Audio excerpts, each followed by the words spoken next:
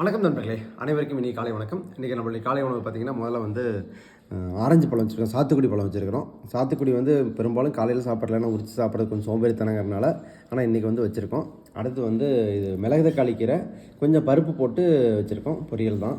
அடுத்தது வந்து பார்த்திங்க அப்படின்னா, இது வந்து கருப்பு சுண்டல். வியாழக்கிழமை வழக்கம் போல் ஒரு கருப்பு சுண்டல் வரும். இது நைட்டு ஊற வச்சது, பச்சை சுண்டல் தான் சாப்பிட போகிறோம். இது வந்து வாழைத்தண்டு வந்து பொரியல் பண்ணியிருக்கோம். அடுத்தது பார்த்திங்க அப்படின்னா, இன்றைக்கி வந்து உணவு வந்து நம்மளுக்கு பார்த்திங்கன்னா அவல், சிகப்பரிசி அவல் தான் சாப்பிட போகிறோம். அவல் தண்ணியில் ஊற வச்சு லேசாக வேக வச்சு வச்சுருக்கோம்.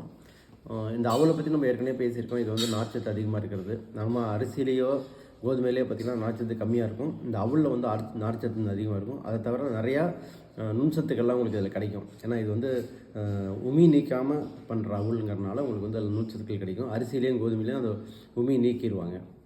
ஸோ இந்த மாதிரி அவல் வந்து அடிக்கடி உங்கள் உணவில் சேர்த்திங்க.